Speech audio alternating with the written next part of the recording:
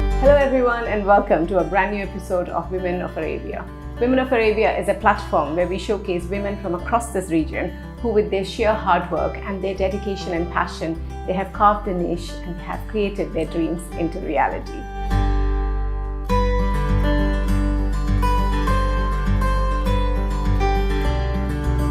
And today, in conversation with us is a very powerful woman. She's an author, she's an international speaker, she is a designer, Fauza Beltz.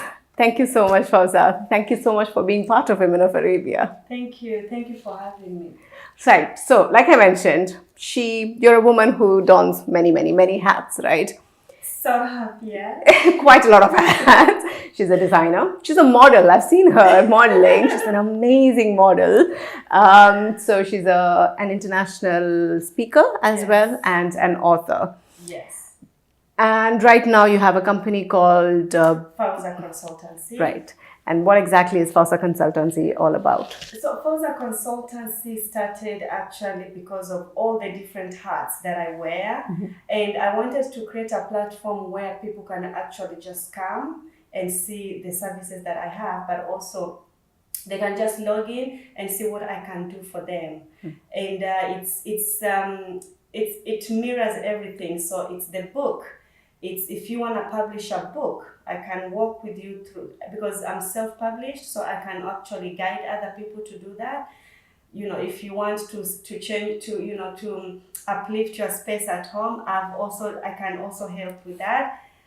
What else? It's so many hats. So that's why Fauza Consultancy is you whatever Fauza can help, it's all there. It's all there. And but my favorite part actually it's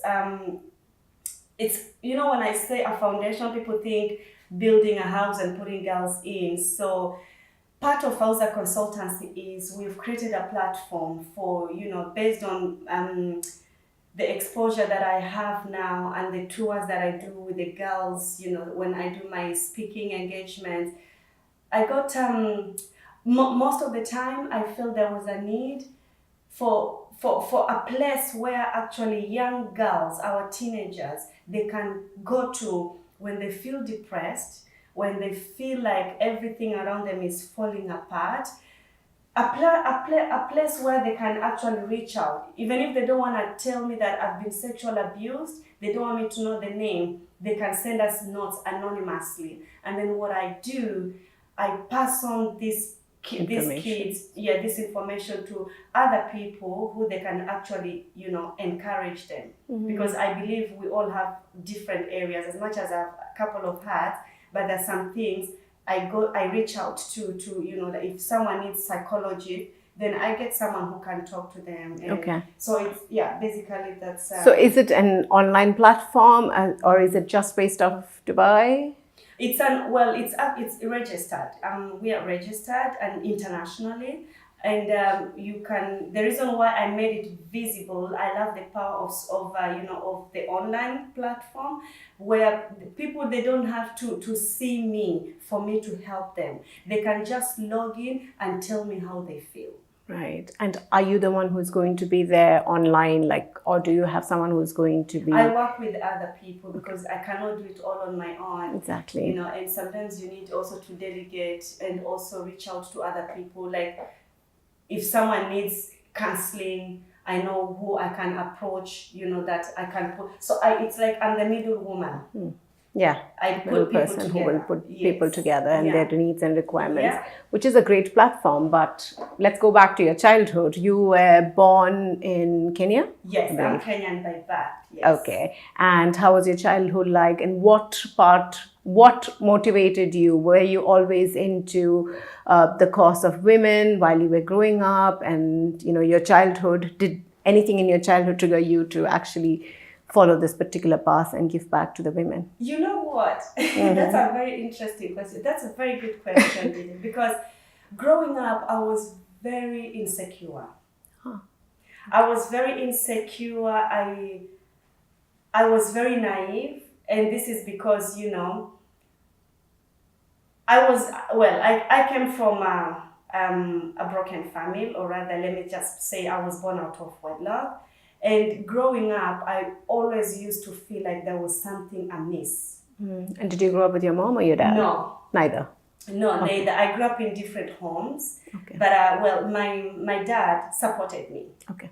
On his own way. But I never really quite stayed with them full time because my parents were not married. So I stayed with my maternal grandmother. My mom gave me away when I was 3, so I stayed with my maternal grandmother. And then I was taken in, I think when I was about the age of my son, around 7, 8 there, I was taken in to stay with my other paternal grandmother. Okay. Maternal grandmother to paternal grandmother. Yes. And my childhood was, I don't know, there was this part of this girl, this Fauza girl, who she was very sad. I don't know, sometimes it's hard to articulate it because I used to compare my journey a lot with other people. And it was not easy. Sometimes you want someone to talk to share some personal things. But you don't know whom to go to. Exactly. Yes, there were other people, but you don't know. So for me, that was my biggest struggle. And then, my teenagehood, I sort of felt like I didn't have my own identity. And I didn't belong to the community that I was living in. And did you have cousins or people around your age with whom or friends from your school, university that you could? My childhood best friend. We are still friends until today. That's nice. We are all married with boys. We all, God gave us all boys. I don't know what it is, but yeah. So she's been there for me, thick and thin. Like I don't have a sanitary, and she will give it to me from her own. Okay. That's how close we are with Banis, and I will always be grateful. Oh. So I would say what I'm doing now, I think it all started because of your own insecurity. Yeah, but I used to ask myself, what is my purpose? It all started with the purpose. I think we've all asked, what am I here for? Is my purpose just to wake up and just be? How can I become a being? How so I had all these questions, and that's why I started jotting down, writing down, journaling things. And that was also a way of relieving my own emotion, because at a certain point I went through depression as well. Was it during your childhood, teenage life, or when? Yes. But you don't even know that you are battling these issues, and because in sometimes, like some of the cultures, we are not allowed to talk about certain things. And so you are just living, but you are living, but you're not alive. Yeah, and you just don't understand why, right? You don't understand. I had a lot of questions which until today I don't have answers for. But that's okay. Because, not every question needs to have an answer. Right. You're right. And while you were growing up with your grandparents, was it easy for you to communicate, articulate with them? Were they there for you? No. I will always be grateful that I always had a place to call home, because when I look at myself now and what I'm doing for other people, I realize that every journey has a lesson to it. And was I happy? Sometimes not. Did I have a place to call home? Yes, I did. But is it important that you have to have a place to call home? Because sometimes it's just, what's the point in having a place to just call home if it doesn't feel like home? You don't have a choice. Sometimes you don't have a choice. And you just have to let life be at that moment. I always say life has different seasons. And that was the season. It just gives you a sense of comfort or security. Absolutely. And so there is, it's like what I keep on saying, there is always a lesson from every situation. And for me, how I look at it is, what can I do now with this? How can I use this knowledge to serve the purpose of my soul? And that's why I began to write. I co-authored another book. And because of that, when I started speaking, people could actually see their story in my story. And the urge now of writing Rising from the Dust, started to come up. I had all these notes because it was a way of relieving myself, and but I didn't know how I could, make it all together. But then that's how, I gave birth to this book. It took 3 years to write it. So she's talking about this book, which is her book, Rising from the Dust. Yeah. We will get to this book later, but before that, I want to know obviously it's a woman's journey to self-discovery, and that's amazing.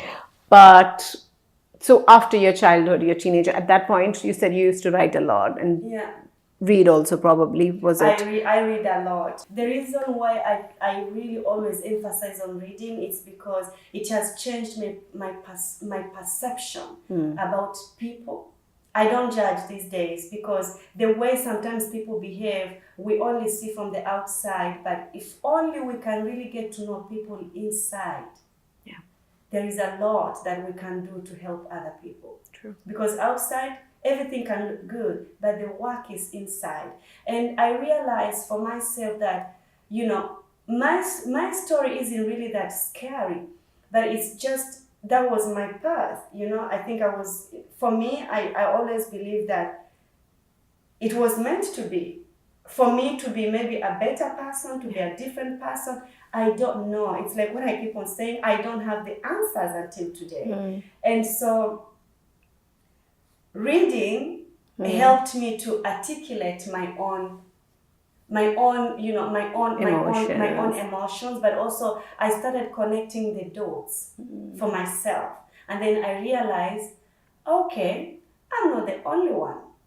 So now that I know I'm not the only one, because there are other people who are still living, in depression because maybe they have been rejected, they are going through, they have gone through sexual abuse, they have gone through emotional abuse, there is so much that goes, oh my goodness. Yeah. I speak about these things because now I'm in the arena, and the stories that I get, sometimes it really breaks my heart. Yeah, and is it also because I'm a mother of 2 teenage girls, one is almost teenager. And this is something which we always worry about, because in any country, the sexual abuse and everything that you said, and being in this arena now, and you hear these stories, is it more of or while growing up, was it something that you were always scared about every day, living day? This is something that you're worried about on a regular basis, being a woman? Well, I don't know, for me, because I always say there is a book in everyone. My journey is different, than than other people who are going through different, sexual abuse, different abuses, because I haven't gone that side, but I had my own emotional turmoil. And so for me, I look at it as every pain. It's not a nice place to be in that place. Yeah. And so I asked myself, what can I do? How can I help this? How can I help others? And we can always feel pity or sorry for what has happened, but what can we do? Yeah. Because nowadays everyone wants to be famous, everyone wants to be this, but for me, being famous, it can fade out. Yeah. But I believe if you serve, service, for me, I believe it's everything. It brings significance into life, and service and significance equals to success. Yes. But that's how I look at things, and for me, with what I'm doing at the moment, it gives me a lot of life, because it's not about Fauza, it's about when that girl, she's on a pressure. Like someone, I just came, I talk to this girl, I get messages every day. I'm expected to do A, B, C, D. I feel like there is a lot of pressure, Fauza. What can I do? So I get all these things, and I feel sad. Yeah. Because I think as a mom myself now, I really believe that everyone is created with different, capabilities, different talents, and what you do is different from what I'll do, is different. So we shouldn't compare our children. with other kids, or you know, because everyone, I believe there is, I personally believe that there is enough for everyone. So if we compare every child, you know, with what the other person has, you know, it sort of look that other person who feels inadequate. Like for myself, academically, I was struggling, so I always felt inadequate because I used to think I was a dumb. But I don't think I am a, you know, I don't think I'm a fool. You know, but it's the way we say things to other people. And you have to be very, especially with children, because it Words kind of have a lot of power. Yes, it has a lot of power, and it'll affect them, affect their psyche for the rest of their life sometimes. So yeah, and for me, I always say that I'm grateful that I've been on this journey, and now I'm using this journey to serve the purpose of my soul. True. So, serving others. So when did you actually find that purpose? So you wanted to be a writer, and then how did interior designing come? How did you take your major in university? How was all that journey? Yeah, that's so cute. You know what? I'm an hotelier by profession. Oh, come on. Something completely different now. Yes. Okay. All right.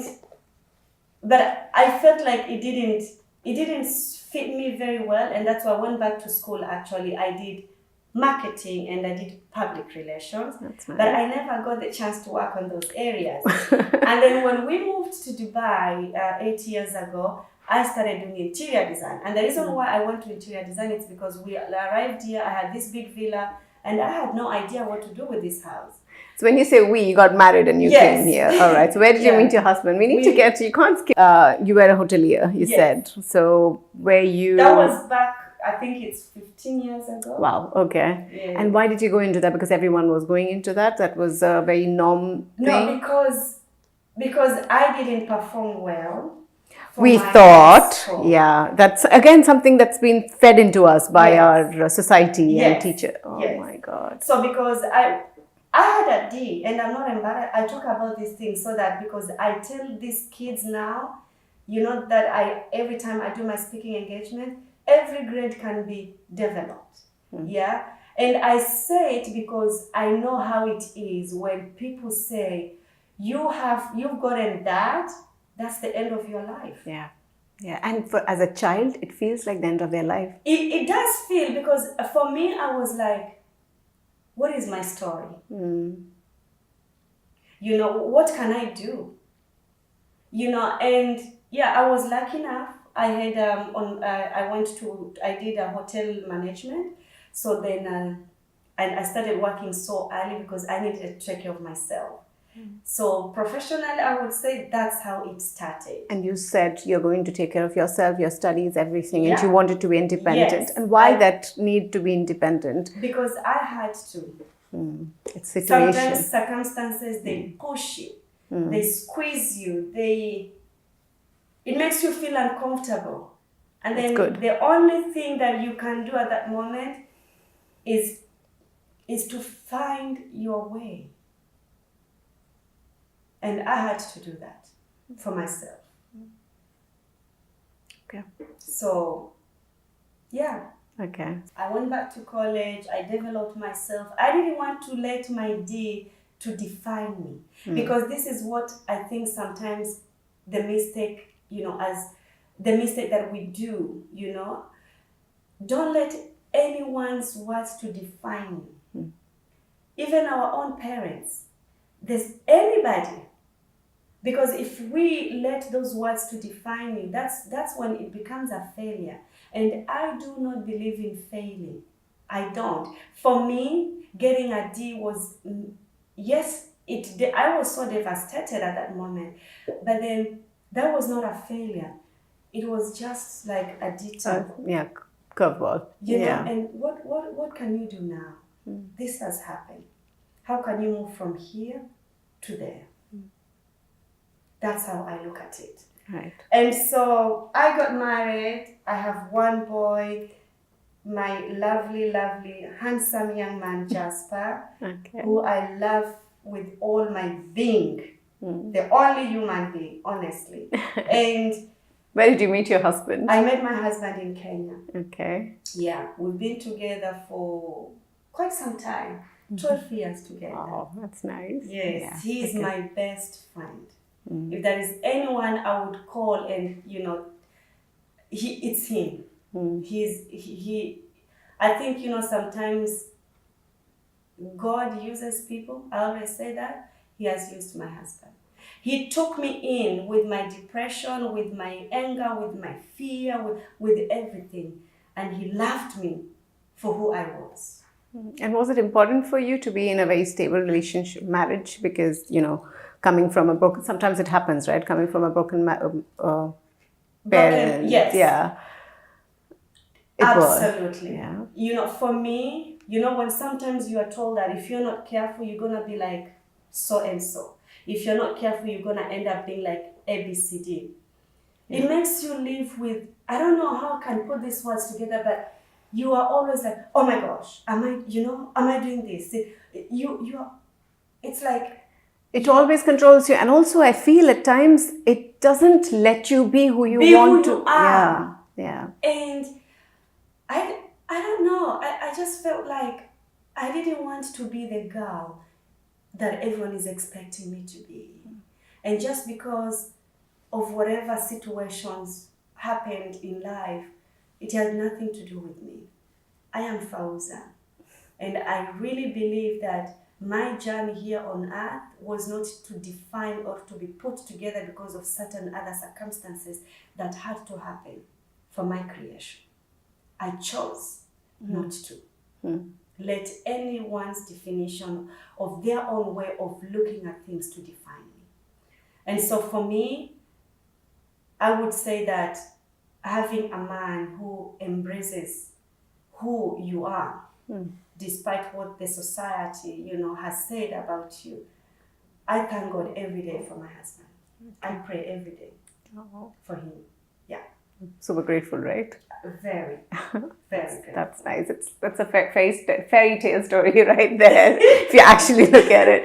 So you came to Dubai and then you decided on your interior. Why did you decide to change, and why interior designing? Why didn't you look for something in marketing or PR, which is Dubai? Something that I had done already, isn't it? Well, I think it all started with, we moved here and then I had this beautiful house and I was like, it was empty. How can I not make it a home?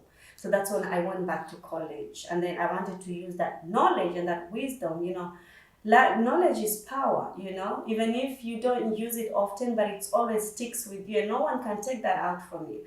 And so I wanted to use that knowledge, to make our house feel home. Yeah. So that's what I decided to do. And then I realized that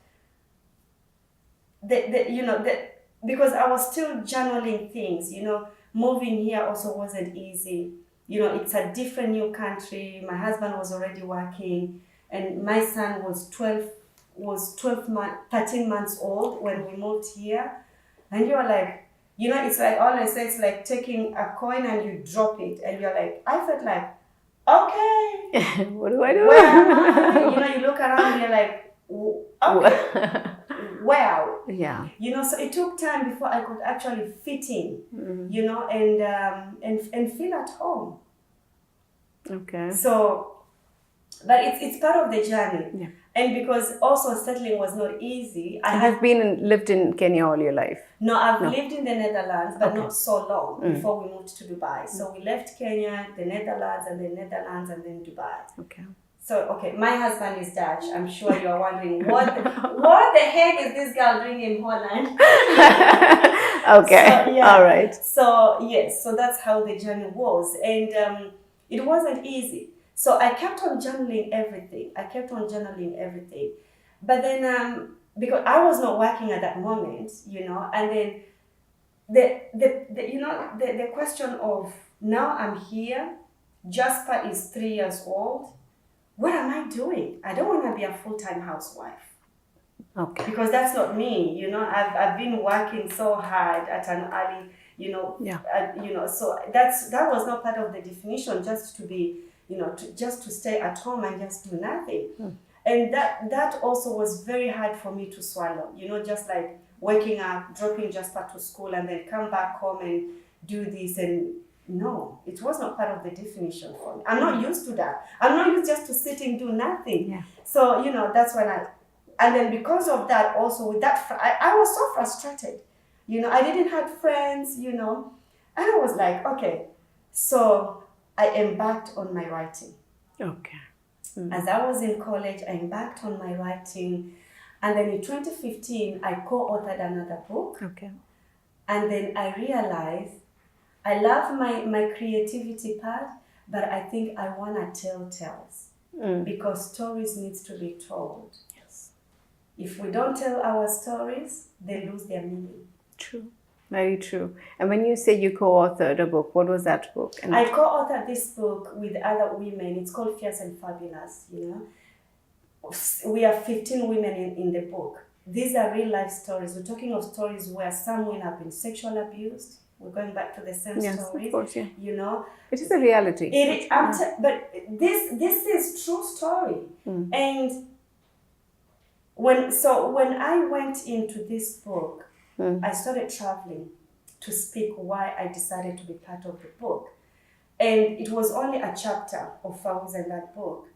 And then every time I stood to speak, not once, not twice, people were tearing. And I used to think maybe they're feeling sorry, but then they would see themselves in the story. In that story. Yeah. And I was like, has to be told. So people are hurting. But sometimes we don't know how we can, when you've gone through so much pain, sometimes you don't even know if you're feeling pain. Sometimes you feel numb, you right? feel numb. And I was like, is this what God wants me to do? Then let me honor the call. And that's why now I said, okay, I always do, the decor things. I do that. I really do. I help friends sometimes. I do that, really.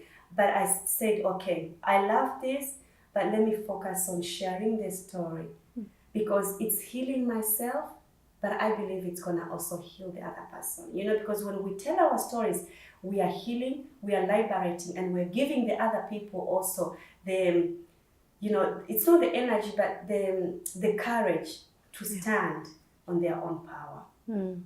So writing began. Not really began because I was already writing, but I went back to the cabinets and opened up everything and took up everything and put it now together to make it a manuscript. And since then, it's like that was, sometimes you need a little push. So when I became published and I started speaking, it's like doors just started to open. Okay. And it makes me so grateful that I'm actually able to do this because when someone comes to me to say, thank you, I saw you on this TV and your words spoke to me. I've read your blog. I've watched your video. I've watched you. Yeah. When you know that you've got the power to at least influence or change someone, right? And let alone so many people. I keep on people. saying, I want to use my authentic power to serve the purpose of my soul so that other people too can find their own ways. Even in the midst of the pain, there is still a lesson for you to learn. But now how can we move forward? Because feeling pity sometimes doesn't help. Yeah. It's, yes, I'm feeling uncomfortable. But how can I move from this to where I want to get to? Right. And what's your advice to women who just don't, or people in general, who just don't understand what their purpose is, who just sit down and try and figure out their purpose, but they sometimes, is it really important to have a purpose? It's a very hard question. I don't know, finding your purpose, how can I define it? It's not easy. That's why you've seen I was a hotelier. I went to college, I did PR and marketing. I went to do interior design. It was always you were trying to find your purpose, right? Because sometimes, it's like, Yeah, you do things, it just does, it'll hit you. Thing inside. But you know what I always say? If someone can call you 2 a.m. in the morning and they tell you, Diji, I need you to do A, B, C, D, would you jump off the bed and go do it without you being paid? Okay. Now, that is you doing what you are meant to do. Yeah. Yeah. If you can articulate that. Right. That's the best definition, actually. Yes. Yeah. If you really can because it's not easy to find this. Yeah. But if you can articulate that, then you are doing what God wants you to do. And it's not easy. Yeah. But if you can still do it without you being paid and you still can stand and do it, you're on the right road. You're on the right path. Keep going. Yeah. It will all fit in, right? Yes, because we need to find this. And then we start connecting the dots. But sometimes it's not only about us. It's about how can I use my story to help other people. Because sometimes we are looking for this purpose because we want to make money, we want to, for the wrong motives. No. And that's why I always emphasize on serving. Because if service will always be there. Nowadays, everyone wants to be famous. Yes, it's good to be famous, but it does it add more value? Fame disappears. It fades away. So many people, we don't hear them these days. But if you serve from your heart, it brings significance. And that's where your purpose will eventually evolve. You'll never know when you go for this volunteering work. You never know who you might meet there. Yeah. I think let's serve. There's a lot of work to be done.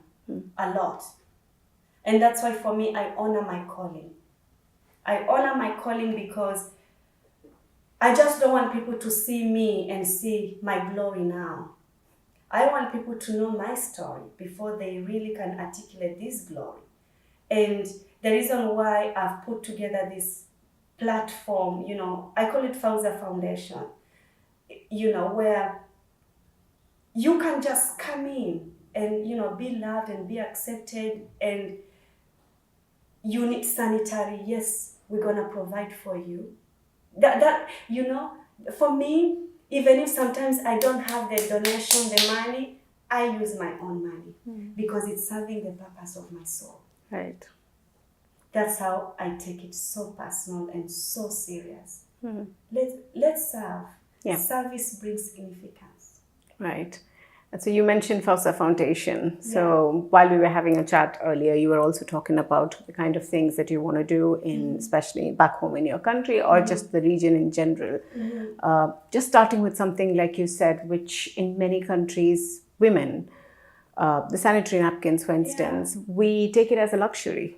It is taken as a luxury, and and the reason why we don't take it as a luxury because it's actually a luxury in many countries, right? Yes. It's a need. Yes, it is. This is what we should put it. It's a need. And sometimes it depends where you come from. Some people, they won't understand that getting a sanitary, some people, they will think it's quite normal. But in some places, it's not normal. I remember when I started my menstrual, when I was still living with my grandmother, I didn't have sanitary napkins. I was using a piece of cloth. That was my first menstruation, and I was like, holy crap, what the heck, what is this? I had nothing to, at that moment, and then of course, we went to the cotton, where you have to stick it. Yeah. And you feel like you cannot even move because you're like, maybe it's going to stain. Uncomfortable, yeah. And these are real things. I'm talking of, this is not science. This is not science. It's not, these are needs that in some places, in some villages, they are not there. Yeah. Even now, to this day, right? In 2019. Yes. If they can't have Last food. time I went, and I was giving sanitary, they were not even enough. That's how it's needed. Yeah. And I cannot put this into, in words together, because, and that's the need of me, creating the foundation started. It's because of all these things that, sometimes you find yourself in this arena and you realize, oh my God. And you're like, but then for me, I always ask myself, okay, there is a need. What can I do? And so for me, I took it so serious and so personal that I decided, okay, there is a need. Let me see what I can do. So for now, I'm reaching out to people, who they want to support, for the mission. It's not only in Kenya. It's in Africa, it's in East Africa, it's in Asia. Like I was saying to some of my friends the other day, if you need a girl, if you know people in Asia, Indonesia, wherever, they need these things, how can we make sure that these kids, they can get these things? Yeah. And it's not just, like you said, it's not just in the refugee camps or anything, because people would think, oh, it's just people or women and children in the refugee camps who wouldn't have privy to such basic needs. But it's not just that. It's just normal villages, normal places. Normal places. Yeah.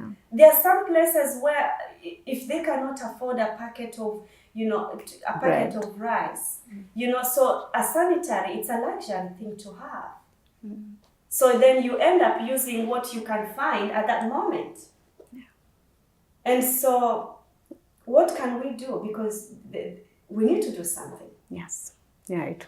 And so that's how you've started the foundation. That's how I've started the foundation. I feel there was a need, and I decided, okay, everybody wants the world to change, but sometimes we need to be the change, because we cannot just sit back and wait for other people to fix things. It's about what can I do? This is happening. How can I use my purpose to serve, to serve other people? Right. And when you started this, have you had any kind of, how do you go about in doing this? Do you have some associations with whom you're collaborating with, or how does it work? When I started, to be honest, I funded everything on my own. And the reason why I did that is because I needed to do it, and there was a need for it. There is a need for it. And sometimes you can knock on the doors, but sometimes, these things people think if they do this, you might misuse it. And this is what I say, I don't need you to give me your money. I need sanitary. Give me sanitaries. That's all what I need. I'm not going to be stocking them in my house. I need them, So, and that's what I say. And it's not only the sanitary, but also like last year when I was speaking to some of the girls, they actually reached out to me and they said, Fauza, I had a B. I was very proud, but she's an orphan. She says, I don't have school fees to go to college. And now that's a bigger need. And I take it so personal. So the reason why now all this is happening is because if I know this one is going through emotional things, I can connect them with the specialist. This one needs school fees. Which doors can I knock? You don't need to give me your funds. You and that girl, you pay the fees direct to the school. That will make me feel really blessed. That's the purpose of this foundation. It's basically, I'm the middle woman. Yeah. We need sanitaries. Okay. How are we going to get them? How many do you need? There you go. So, but I cannot do it on my own only. Right. So now I'm reaching out. I'm reaching out to people, I'm knocking doors on organizations as well. And people are responding. And that's why I always say sometimes it's good when you ask. Some people, they're like, no, you can't ask. Yes, you can ask, because my husband always tells me, ask. Yes is an answer. No is also an answer. So as we speak, and before the camera started to roll, I shared this with you, and you said you're gonna put me in contact with other people. So, we are all doing something. We are all serving. Yes, true. That's true. And do you see yourself just, shifting base back to Kenya to continue what you're doing now? Or do you think Dubai is a good base for you to do all this? Well, I love being in Dubai, to be honest. I feel like as looking my journey where I come from and then being bang here, you know, I felt like I was like drop, you know, like your feet, you drop. I've learned a lot. And I've met really amazing people in Dubai. I feel at home, honestly. Okay. We've been here for 8 years and it really feels home to us and my family. And for now, we're still gonna be here because I don't see the need to move because, you know, if I can reach anywhere. Yeah. So, and Dubai, we are on the middle of everything. Exactly. So it's like you are in the hub. You wanna go to Asia, direct. Yeah. You want to go to Europe, you are there in 8 hours. You want to go to Africa, depends where you're going, 5 hours, 10 hours, you know. So for now, Dubai is the base. Right. And how has, when you were trying to set up your business here, all your foundations and everything here, how has Dubai, how receptive was it? And being a woman, did it help the process where you, because I'm sure sometimes in some countries it might not help because being a woman, right? How was it? How was Dubai for you? Well, I would want to say with everything that I'm doing, for me, Dubai has been actually very good. You know, and that's why we met a couple of weeks ago because of the event that I was, right. You know, I was one of the 12 women to be honored. And I always say it's the people also we surround ourselves with. You know, the circle that we surround ourselves with, it's going well for me. Okay. I don't feel like, you know, people would see me differently because of, you know, where I came from. Yeah. No.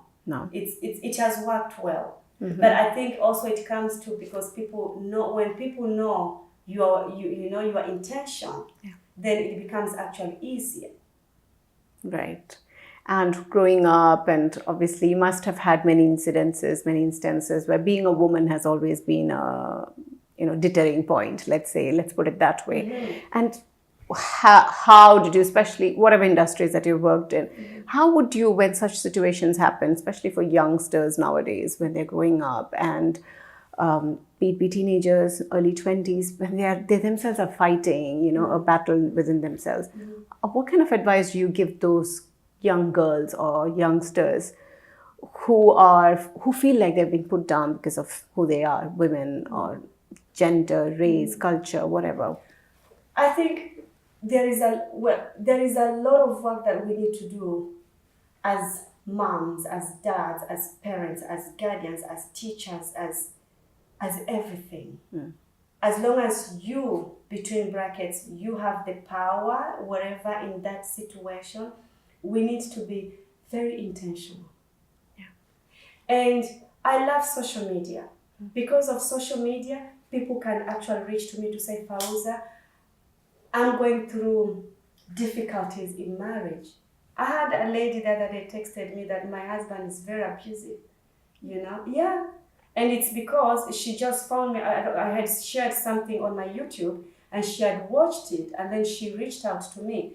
I love the power of the social media. It does miracle.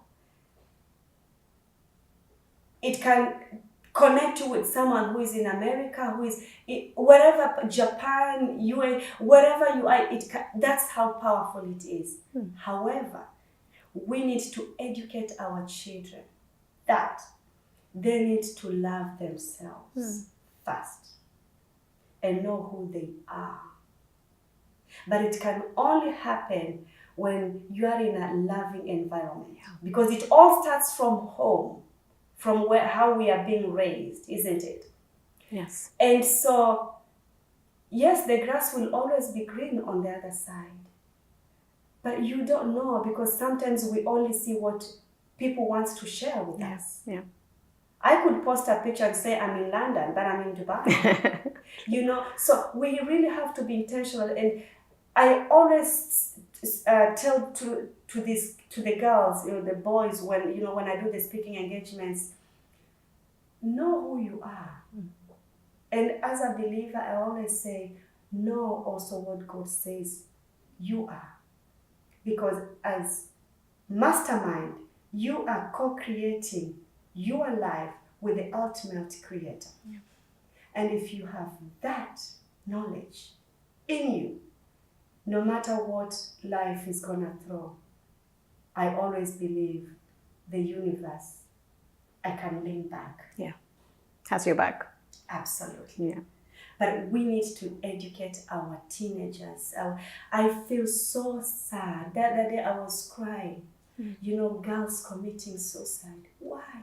What is going on? Yeah. Something is not okay. Where are we failing as parents, as guardians, as teachers? But isn't it a lot of pressure on parents and us and Yes, guardians? because we expect our kids to be a certain thing. Like for myself, I was expected to be this holy girl. Every time you maneuver, your stepsisters are looking up to you. You cannot do that. You cannot do this. It breaks you. You know, and I talk about these things, it's because I have been through that. And I take pain so serious. I don't want to see other person. I wish I had the power, really. I really to wish. eradicate pain. Yes. I hope when they watch this, they will find their own strength and their own power. We all have that authentic power within us. And we just need to realize, first of all, for ourselves. And when you know who you are, even when someone calls you names, it's not going to break you because you know who you are. It's also very difficult for a youngster, for a teenager, That's why especially we parents, we have parents, teachers. I'm talking about this really because going to school is not all about getting A's and B's. There is more to life than these things, honestly. Yeah. And I think we need all to come together. Yes. And tell the stories. Because if we don't, that's why you see maybe a kid has said something to another kid and the other kid gets depressed. Yeah. But if you, like for my Jasper, I affirm to him and I tell him, no matter what anyone says, know that you are loved and you are loved. And so even if someone says anything about you, you know who you are. So you're going to stand on your ground and look back and say, that's not who I am. But you can only have that courage when we are taught at home. And that loving atmosphere is created. And that loving atmosphere is created. So there is a lot of work to do. Yeah. It's also a lot cultural because in many cultures, especially women or young girls, are not allowed to talk back. We are not allowed to talk. Yes. Like I have that with my children. While I am a little bit more okay with them or receptive of them talking back and saying what they feel like, but when my parents are around, like, no, she's a girl, she can't speak like that. Yes. Which I feel is not right. It's painful. Very. It is painful because, you know, for me, I always thought that being born a girl child, I was supposed to be at the back of the curtain, behind the doors, and that everything has to be decided for me. Yeah. I think there is always a line. We have to respect our guardians, our parents. Our culture also, to an extent, yes. We need to do all these things. But do we really realize how much impact those things have to the other person? Yeah. So are we being selfish then? We are, as guardians, as parents. We Absolutely. talk about unconditional because love, but it's not. Because we are working only on what is working for us. Yes. But how about that person? Because even kids have feelings. Of course. They do have feelings and they know when things are right or not right. Yeah. They know. My Jasper will say, Mom, Yeah. They have feelings. And I think it's as parents, and I talk about this so fond because I'm a mom. And I don't want to do the same things that were done to me to pass on to my child. I don't want that. And that's why I said we need to be intentional. Yeah. On how we are raising our kids, on how we are telling them things, on how it's very important. Yeah. And even on a regular basis, how we are with others, right? And when you affirm to them, when they know that they can be themselves, they will also go out and be better citizens. Yeah. I mean, we all want a safe world, isn't it? Yes. It needs to start from home. Right. And then the school. Yes, school Home. also. Yeah, home and then school. Absolutely. Like I was saying, we always talk about unconditional love. It's not unconditional love most of the times because we always love with condition, right? And that has Or to you are change. expected to do something. Yes. And I think parents' expectations, sometimes they really push the kids, to be depressed, we are talking of suicidal things. Yeah. These things are happening. 2019, yes, they're happening. And it's because you are just expected to be something who you are not sometimes. Why can't you just love me for who I am? Yeah. With my D, why can't you just love me? Yes, I know. Because we are not allowed to talk. Some cultures really, they're so depressive. Yeah. So depressive that I'm not blaming anything, but I just wish we can understand each other. Because all these things, they're human-made. Yes. They are human-made. And if my Jasper comes to me and says to me, Mom, A, B, C, D has happened, why can't I just go down on his level and listen to him? True. Instead of saying, you go away, you don't talk to you. Yeah. What are you doing to this kid? Exactly. Yeah. Where do you expect this child to go to? Yeah. And sometimes, what happens is also we seem to have a lot more patience with others than we have with our children. Absolutely. Which is sad. It's really sad because I think we should start with our own children first. And sometimes I don't regret how I grew up. I really, really don't regret, because it has taught me to be a different person. Even going through the depression moments, when I was an adult, I was living but not alive. I don't regret these things. And I will always be grateful that I had my own turning point in life. Yeah. But I don't want this to happen to the next generation. And that's why we need to find ways to serve other people and just to listen. Sometimes people don't need anything. They only want you to give them an ear, just to listen, just for you to be there. Yeah. That's all what sometimes people need. Yes, so right. And even sometimes that's so hard for us to give. It is, because everyone is busy. Yeah. And we blame it on so many things, right? We blame it on so many things.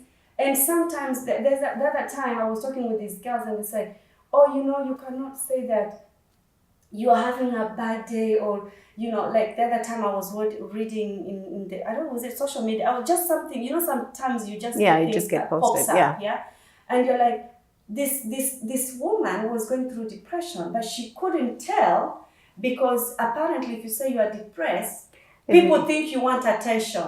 Oh my God. What sort of attention? You are mentally sick. Yeah. What sort of attention? Exactly. And also there's another stigma where they say if we talk about it, people will brand you as mentally unstable. Yes. Instead of finding ways on how can we help. Because for someone to reach to that point, it means it's been going on for a long that point. time for you to get there. And I'm talking about it because I have been there. And that's why I had a coach. I really thank God for my husband, because he is the one actually who noticed. Sometimes you don't even know that you are sick. Yeah. Until the people around you can see. But this will only happen when it's a loving environment. Yes, because I read somewhere in, I don't remember the book, but then they say that including kids, for example, you see some children actually throwing tantrums. And mostly kids will throw tantrums around their mothers because they feel safe. Yes. They feel safe too. They are loved. Yes. So like you said, with your husband, or when that atmosphere is safe, all your inner emotions, everything that has to be released will be released. But that's amazing that at that point, the other person, if they can support you, then you can come out of it beautifully. But if he doesn't. For me, to be honest, I had moments where I used, I was living but not alive. I was like, what am I here for? you know, and you carry, you know, and the reason is for me, let me talk of my own example, is because I had taken all the garbage, all the words that I was called, you know, or the rejection, you know, I took all this with me from my teenage to my adult to my marriage. Yeah. What is it? What's there? What I used to ask myself, what is there? What's there more for me? But thank God, touch wood, that you are in a marriage where it's been accepted. Yes. But most women or some women are not that lucky where, you know, if they can carry, because everyone has their own baggages. Absolutely. It's not just women. It's not just a woman going into a relationship with baggage. The man has his own. Everyone has. But women are a bit more scared to release. To open up. No, for me, I had to because it had really gotten into a worse place where I think, I don't know how, I don't think I was going mad, but I would just sit down and start crying for no reason. And I would just be crying. And I don't even know why I'm crying. And you will feel even worse because when you look, I have a good husband, I have a good child, but a good marriage. People only see what I had. Yeah. They didn't know, like my friend Anne, she didn't know that I was battling this until, you know, I started talking to her. You know, and that's when that's when I had to reach out to get to get professional help. So I'm really, oh my goodness, my coach Amanda, bless you, sweetie. Really, she's beautiful, she's amazing. So she Brought it out. She didn't what can I say? She walked through the journey with me to find my way out. Always grateful. Will always be.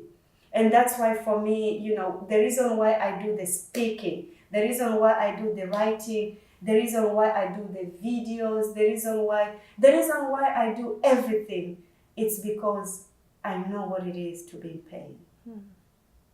And you have come out of it and you know how to. Everyone's healing is different. Yeah. It is different. But whatever it is, those who are around us, around those people, let's just get to know, you know, and support them. Yeah, true. Instead of judging. Yeah. Oh boy, judgment. Yeah. And that's why most people, they don't talk about these things. And the reason why people come to me now, it's because I'm talking about these things. Yeah. So they see, like one lady said to me, it's like God wanted me to turn on my TV to see, I don't know. She just said, I was just coming out of the bathroom and then I turned on the TV and boom, there you are talking about whatever you are talking about. And she sent me a love and she said, thank you. Because I'm going through so much at the moment. But then when I watched you, I want to do something now for myself. How can I use my own power now to serve the purpose of my soul? Amazing. That's nice. So you keep saying TV. So what mediums are you on and how do people get to contact you, see your videos and be inspired? Well, the videos are, so everything that I do is on Fauza Consultancy. Okay. That's like my home. Yeah. Everything is there. The videos, I have a YouTube channel where you can actually go and watch all the interviews that I've done. They're all there. All the little nuggets that I sometimes post on my own, everything is there. The consulting is there. The foundation is there. FauzaBeltz.com, everything is there. Okay, perfect. And what about your book? Where can they purchase it from? This is your story, right? This is completely my story, your story. Yes. And amazing. It is because of this, that's why I came out of my own self-pity, worries and all that. And And where can they find this book? Where can they buy it from? You can get it on Amazon.com. Okay. It's in souk.com. It's in Kinokuniya in the Dubai Mall. For those who are in Dubai, it's in Kinokuniya Dubai Mall. You can get it on Barnes & Noble. You can get it on Booktopia. So it's online. Yes, it's actually online. Yes, Okay, online, that's the book. everywhere. Yes. Yeah. So, yeah. Right. And I really hope, my prayer every day is I really hope that people, that when people they see this conversation, it will give them the courage. Yeah. Yes. You know, because that's why you are doing this too. Yes. You know, and we have no idea how much these things have impact on other people. Oh yeah. Yeah. Sometimes it might be at the verge of a very bad decision-making process. And then someone just, then. Yeah, and that's it. And it's also, like we were saying some time back, universe has your back. So it's just universe's way of saying, no, this is what you should watch right now. Absolutely. It'll change your life. Yeah, because that's what I always say for myself, no matter what, because it's not easy. It's not easy. But what I know for sure is I always have the universe, God, to lean on. Yeah. That's for sure. I'm a big believer about that. Of course. Oh my, that was such a wonderful episode. Thank you so much. So if they have to, they can also follow you on Instagram, I believe, on Fauza Beltz. So follow her. She's doing a lot of amazing initiatives, and not just in Kenya, but all across Africa, all across the world, Asia, you said. Absolutely, yeah, because, and that's what I said, you know, when I said the foundation, because I had to put it that way, because, you know, if people want to support, you know, these things, people take them so serious and so sensitive. And that's what I keep on emphasizing is, you don't need to give money. Yeah. If we need sanitary, may we please have sanitary for the girls? Yes, please. If we need, you know, if we need, you know, school fees, writing pads, could we please have the pens and books? You don't need to give us money. Just give us what we need. You want to sponsor someone? Yes, here's the girl. You can actually go direct to the schools. And it's not only for Africa. I've put it together in a way that we can help as many people as we can, if we can. Yes, if we can. That's the bottom line. And everyone can. Every single person can, if they just put it, like you said, it doesn't have to be something huge. It can be something very simple. Absolutely. In their own little way. You know, the little acts, you know, they really go a long way. Yes, they do. They really, really go a long way. And sometimes we underestimate. Oh my goodness, a packet of always. To some people, it's nothing. But to a lot of people, it's everything. Yeah, you're right. Wow. Yeah. So that's how, as tiny as, is it 10 dirhams, 5 dirhams, 5 whatever dirhams it some costs, places, yeah. That's how big it is to other people. Yeah, you're right. Thank you so much. So everyone who's watching, be part of the initiative. And like she said, every small thing counts. So no matter whether it's small, big, be part of the initiative. And thank you so much, Fauza. Thank you. Before you go, I want you to, of course, sign my copy for me. But thank you very much for being part of Women of Arabia. I'm wishing you all the very best Thank you. Every initiative of yours. And it's a great initiative, and hope to see you up there more. Yes, and thank you too for you actually for doing what you're doing, because people will only watch the aftermath, but the work that goes on production, it's a lot. Oh yeah. And you're giving it all. So continue doing it, because the impact that it's gonna have, you have no idea what you're doing. Thank you very much. Big it is. Thank you very much. It's been a pleasure having you on the show. So that was another beautiful episode of Women of Arabia, and we'll see you in the next one with another empowering woman. So till then, keep watching. Thank you.